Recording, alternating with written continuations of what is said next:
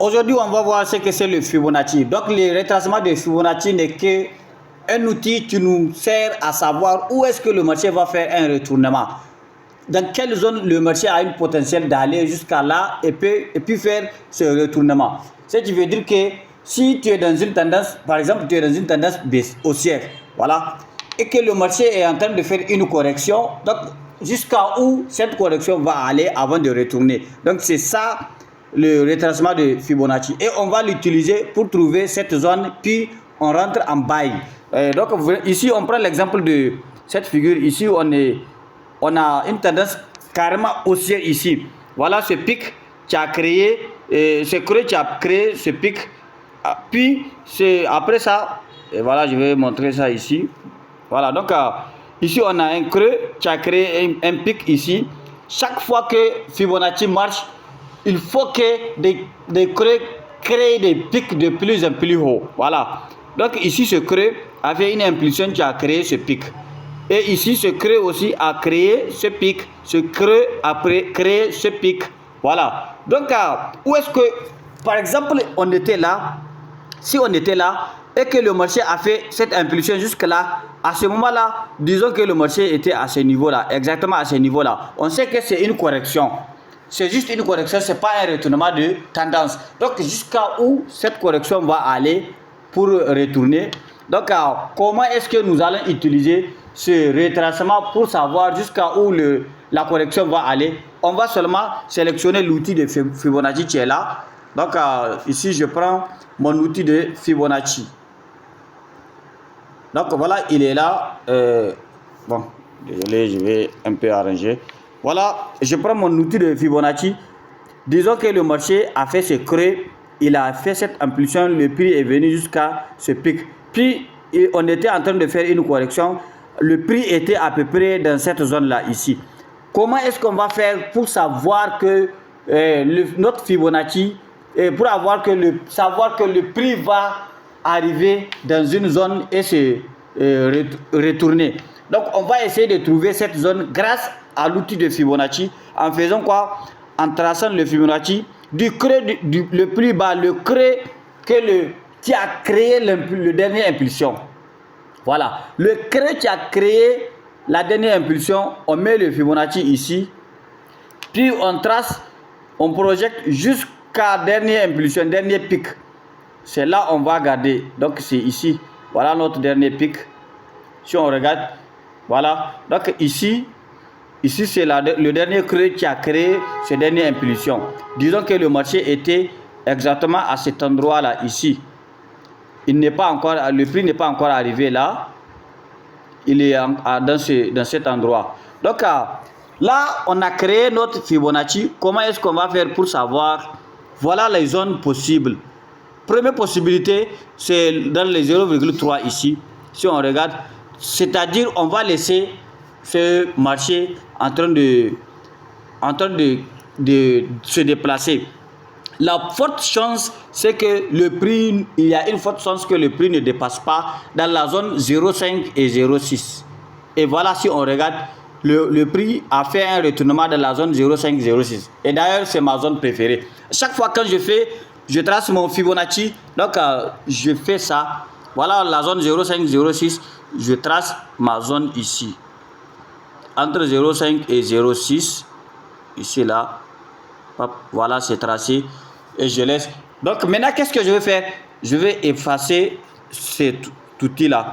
La zone est déjà tracée, vous voyez. Donc je vais attendre à ce que le prix vienne dans ma zone. Une fois le prix est venu ici dans ma zone, automatiquement je rentre, je baisse, je vais directement sur les petits time frames pour trouver un retournement. Donc au premier signe, on avait déjà vu les signes de retournement de tendance. Je n'ai pas besoin de vous rappeler ça ici. Si tu n'as pas regardé la vidéo, va fouiller sur ma chaîne YouTube. Il est là, la chaîne s'appelle Digitech Opération. Voilà, donc étant ici, donc on va descendre dans les petits time frames pour avoir une confirmation de retour. Et automatiquement, je mets quoi? Je prends ma position de buy ici. Donc je prends l'outil de buy. Disons que j'ai trouvé ma confirmation ici. Je clique. Donc je vais ajuster mon stop loss juste dernier, un peu en bas du 0,6. Voilà. Et le Take Profit, ça dépend de ton ratio risque. Si tu as déjà un ratio risque de 2, donc on peut dire que tu vas juste ajuster un peu. Voilà le ratio. Pour ceux qui ont des ratios risque de 2, voilà, c'est déjà ajusté. Ça, c'est déjà suffisant pour eux. Pour ceux qui ont un ratio risque de 3, pour l'instant un peu, on projette. Voilà. Je vais un peu ajuster. Voilà, il est là. Bon, c'est déjà bon. Un ratio risque de 3. Mais moi, j'utilise le dernier pic. Voilà, j'utilise le dernier pic, c'est-à-dire je projette ça jusqu'ici. Donc au niveau du dernier pic, ça sera, mon ratio risque sera 3,5.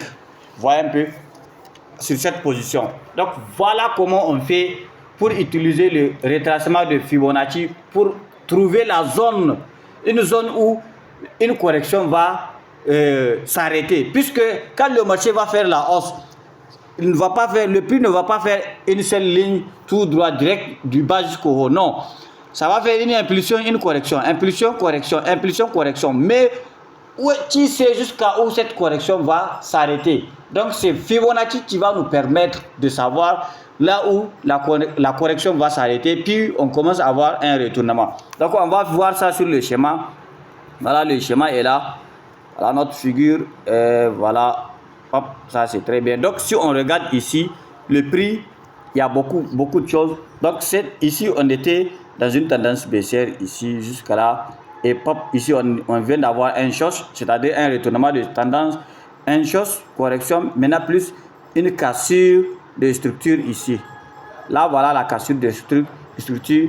Donc ce qui veut dire qu'à cet endroit, on est en train de faire une tendance haussière. Donc voilà mon creux qui a créé cette dernière impulsion. Vous voyez, ce creux là a créé cette dernière impulsion. Du coup, on était là en train d'avoir une correction. On ne sait pas jusqu'à où cette correction va s'arrêter. Donc j'ai utilisé Fibonacci. Je prends l'outil de Fibonacci. Je vais placer ça au niveau du dernier creux qui a créé la dernière impulsion ici. Hop, jusqu'aux lignes bleues là. Voilà, on était là aux lignes bleues. Donc il est là, voilà. Vous voyez un peu. Donc du coup, à partir de cet endroit là, j'ai ma zone 0,50 ici, entre 0,50 et 0,60. Je trace tout, j'utilise toujours la zone entre 0,50 et 0,60. Je trace ma zone ici. Donc voilà 0,50, voilà 0,60. À cet endroit là, il est là. Donc je vais tracer cette zone là. On va voir la puissance de Fibonacci. Voilà, il est là. Donc j'efface l'outil de Fibonacci, j'ai déjà trouvé ma zone. Donc si on regarde très bien, voilà la magie. Regardez très bien. Le marché est revenu jusqu'à dans cette zone là. Le prix est là jusqu'à dans la zone. Et puis voilà le prix. Il est là jusqu'à dans la zone. Mais je n'ai pas pris cette position ici. J'étais un peu en retard. Sinon, lorsqu'il était là, le marché, quand je suis descendu dans les petits time frames, j'ai trouvé un signal de retournement avec les confirmations, mais j'étais déjà un peu en retard. Sinon, je devrais rentrer en position depuis là. Mais vu que j'étais un peu en retard, j'ai pris ma position ici. Mais quand même, ça va. Vous voyez un peu? Donc, c'est comme ça. Sinon, si j'avais pris ma position ici, justement ici, mon stop loss sera ici en bas. Juste un peu là. Et le TP est toujours là sur le dernier pic. Donc, qu'est-ce qu'on va faire? On va un peu descendre sur les petits time frames pour voir la confirmation que j'ai utilisée. Déjà, j'ai dit chaque fois j'utilise change of character, short plus BOS. C'est largement suffisant pour moi pour une confirmation. Donc directement, je descends d'abord sur M5 pour voir quelles sont les confirmations que j'ai eues. Ici, regardez. Donc ici, j'ai tracé le petit short, regardez. Était ici. Donc là, j'ai fait ça en M1. En voyant ça, c'était en M1. Le time frame de M5 ne m'a pas donné assez d'informations pour le retournement. Donc, automatiquement, je suis allé en M1 pour trouver cette confirmation de retour. Donc, voilà. Si on regarde ici, voilà, on était là. Voilà la zone 50 et 60 que j'ai tracé. Si vous regardez ici, cette ligne bleue là, lorsque je l'ai tracée, je ne l'ai juste pas nommé parce que je faisais l'analyse tout seul. Moi, je comprenais les choses. Sinon, c'était un change of character, comme je le disais. Ça là, c'était un chose. Donc, j'ai trouvé mon premier point de confirmation. Donc, qu'est-ce que je vais attendre maintenant? Après je dois attendre un break of structure, cassure de structure. Donc, la cassure de structure, je l'ai trouvé ici. Après les choses, on a trouvé le prix était revenu jusque là. Donc, à ce niveau-là, voilà mon cassure de structure. C'est-à-dire, il n'est pas forcément dit que la cassure va être tout de suite juste à côté du short. Non. Après le marché peut rentrer dans une consolidation avant de te donner, de faire la cassure de structure comme ici. Vous voyez ici, ça c'est mon BOS, Break of Structure. Je vais nommer, vous allez bien voir BOS. Il est là. Donc vous voyez, donc automatiquement maintenant j'ai ma confirmation, je peux rentrer en position d'achat et regardez la magie, regardez ce qui se passe. Le prix a fait cette impulsion, on est là et bien qu'on est à la fin de la semaine, mais la position reste toujours ouverte. Je ne l'ai pas fermée. C'est vrai, beaucoup conseillent de ne pas rentrer en week-end avec des positions, mais ça dépend de quel type. Vu cette position, il y a une forte chance que le prix continue à la réouverture du marché. Voilà.